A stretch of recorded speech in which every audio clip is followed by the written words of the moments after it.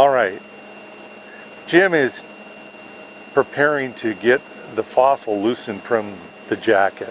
What he's applying is acetone. This acetone reverses the adhesive that we've used in the field to consolidate the fossil. So he's systematically removing the bones to prepare them for microblasting.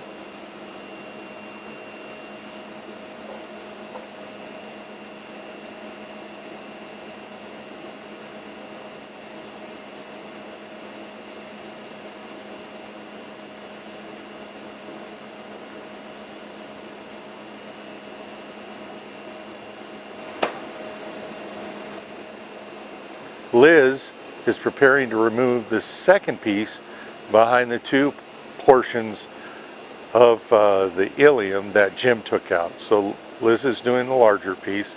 She's carefully rocking the part loose.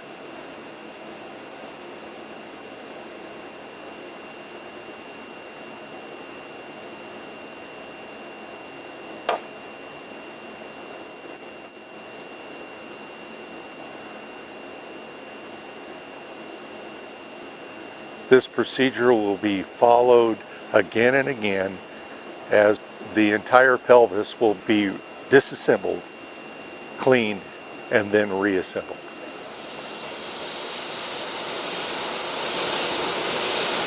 Here Jim is starting the microblasting process. He starts far away from the specimen and then determines how much abrasion he's creating in order to clean the dirt off the bone. But you can see how the sodium bicarb is there's just enough there to clean the earth off the bone without hurting the bone itself.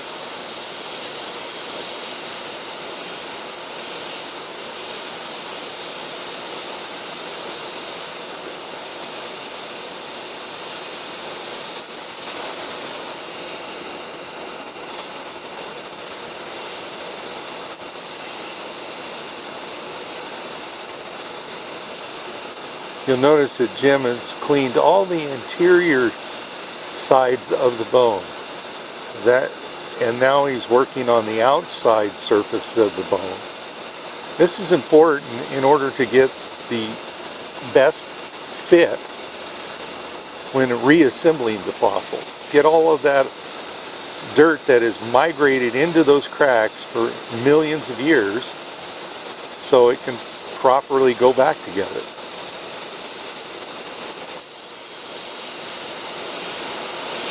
Now we have Liz here, and she's cleaning her portion of the ilium of a stegosaurus. You see she's cleaning the flat outside edge of it. It's always good to be very systematic about your brush work with your stylus. You notice how steady she is. She's not like airbrushing it back and forth very fast. That's all right for cleaning, for a final cleaning. But when you're concentrating to get millions of years of matrix off your fossil, it's good to be very systematic and deliberate about the area that you're delivering the abrasive to.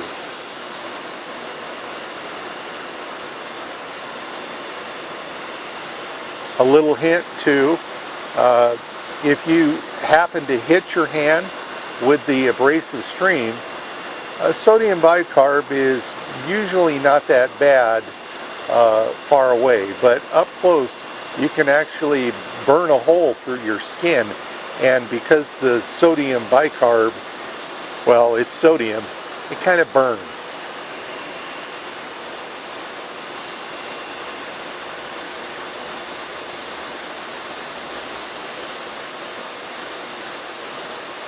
Nice and steady strokes.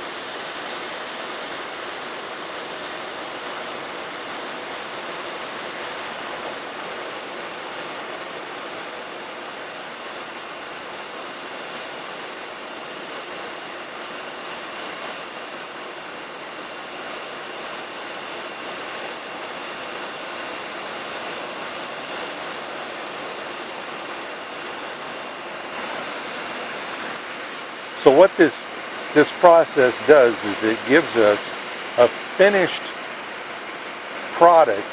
What you're actually seeing, the bone isn't turning black, it fossilized black because it has a lot of iron and manganese in it, and that's why the bones, which were originally white before they fossilized, are now black and very heavy.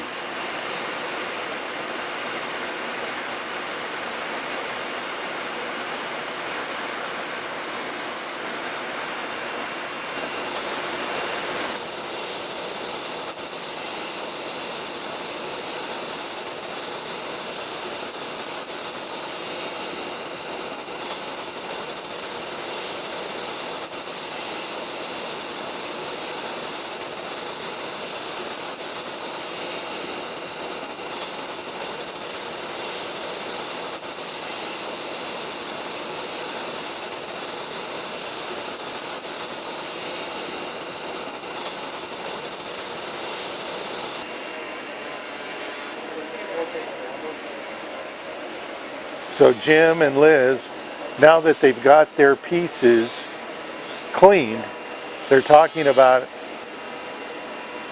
how to reassemble it in the jacket.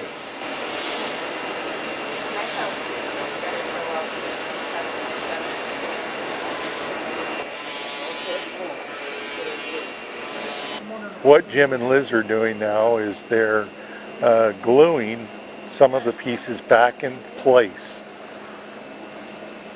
What we use commonly is a cyanoacrylate adhesive, more commonly known as super glue, but this is specially formulated for fossil preparation. Liz is applying an accelerant so that the glue dries fast.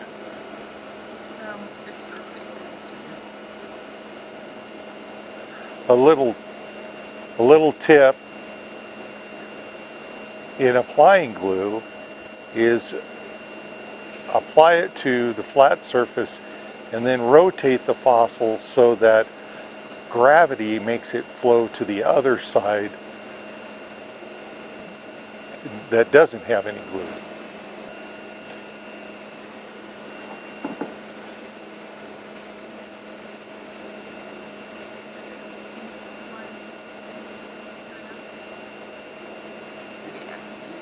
Sometimes it's good to have multiple hands in this process, as you can probably see yourself.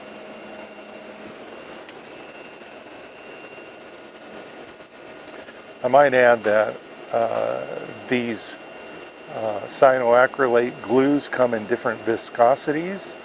Thin for going into fine cracks to stabilize the fossil. And then there's medium thicknesses and also very thick. They're using a very thick glue for gluing large pieces together. It goes on like ketchup.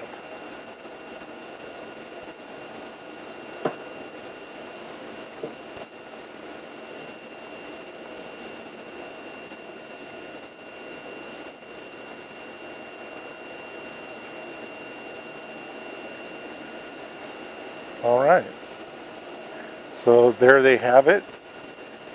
Jim and Liz are going to put it in place and move on. But that gives you an idea of the process of cleaning dinosaur bone. Oh, it looks so good.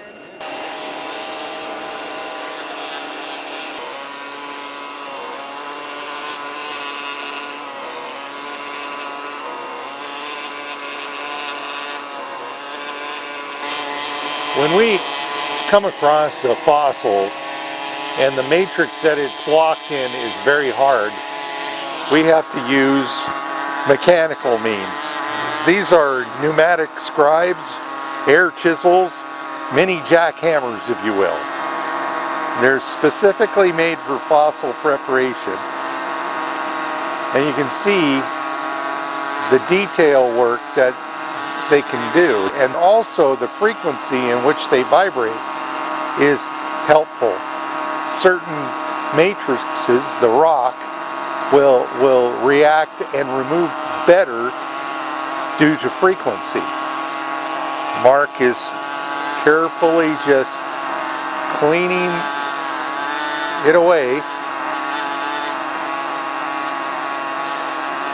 Notice how he's going parallel with the bone instead of directly into the bone. That way, if a rock gives away, he won't jab the bone.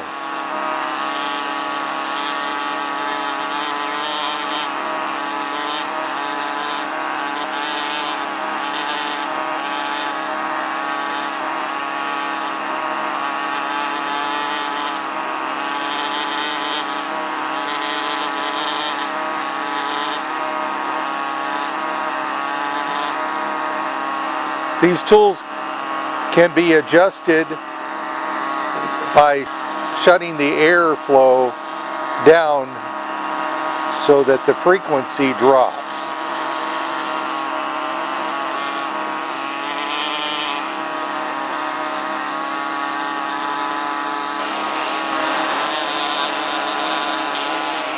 Here we see Deb working along with Mark. By the way, this is a Triceratops skull, and it's the top portion, so it's the skull, and then you see the jaws running parallel away from Deb with the teeth. Deb's actually working on a very delicate part of the skull called the pterygoid, very thin bones. So Deb's using a smaller air scribe to accomplish the matrix removal.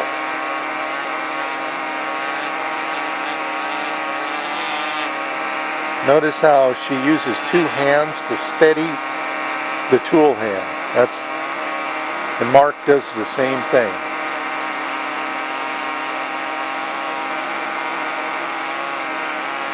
Air scribes are a useful tool in fossil preparation, and we use many different types of tools. And this is one in our tool belt, just like a carpenter has many tools to accomplish different jobs. We have different types of air scribe, and you'll see Mark later using a very large scribe to remove a lot of rock.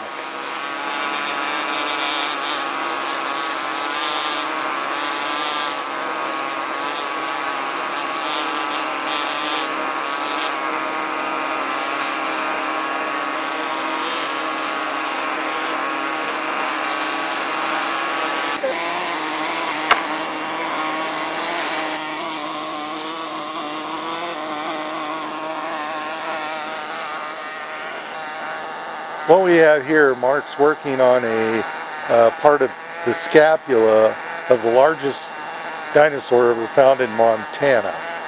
Now, this specimen is covered with what we call iron carbonate, and it's very tough. And he's trying to get between the carbonate and the bone so he's not damaging the surface of the bone. And he's just peeling that carbonate off. You can see the iron shine. That's still iron, so I'm not touching bone yet. But I'm real close. So you can see just past the specimen Mark's working on, we have a whole different group of different types of pneumatic tools. This is what I'm talking about. There's a tool for every job. A good preparator will have all kinds of tools at the ready so they properly address a fossil.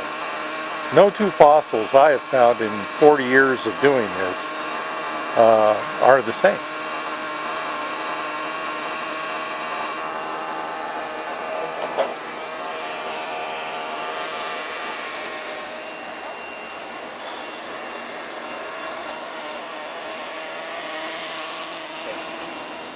So this portion is about magnification. Sometimes when we're doing detail work, we have to use magnification to get into deep nooks and crannies. Here's the cervical vertebrae of a new sauropod dinosaur that we're excavating. And it has so many intricate pits and valleys, and you just can't see well into them. That's why we use these scopes to actually look down, and we can actually address and look at the target area we're preparing just like this. This allows you to view the fossil up close and have your tool magnified so that you can scrape away any matrix that happens to remain. In this case, we have a coating of calcium carbonate that is particularly stubborn. And it's so tight that we can't get a mechanical scribe in there.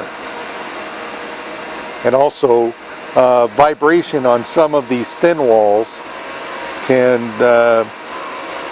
prove to be a problem and literally vibrate the fossil to pieces.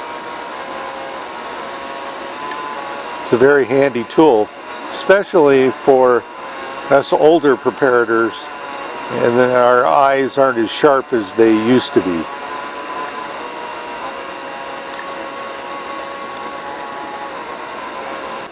All right, so you've seen traditional blasting in smaller cabinets, vacuum situations.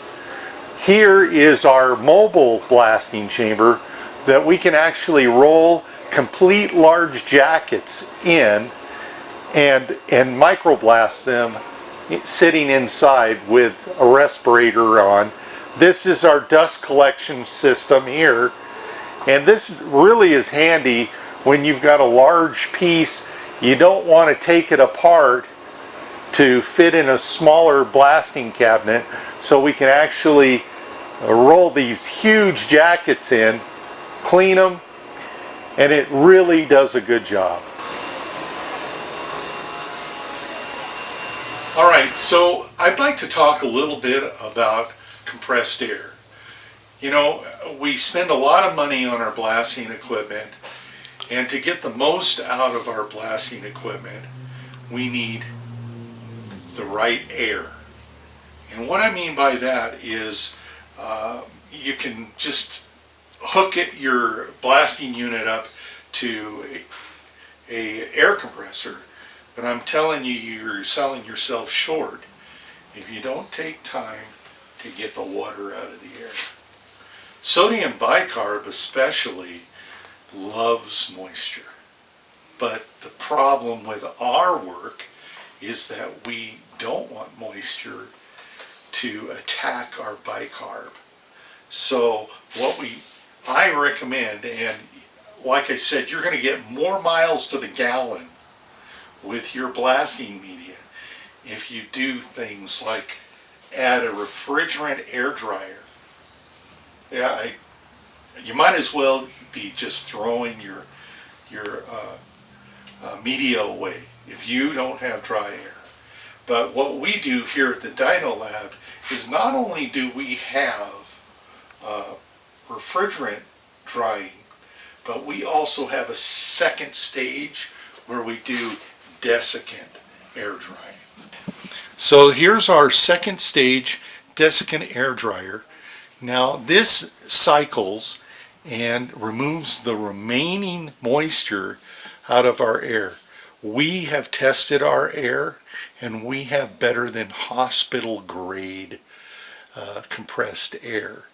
And we have 2% relative humidity in our air. So what that means is our air is drier than what you would experience in the Sahara Desert. So our media, our sodium bicarb blasting media, flow so freely, and you don't have to inject as much into your airstream at the point of your blasting unit to get the job done. That will save you tons of money in blasting media and also give you more consistency in the fossil preparation.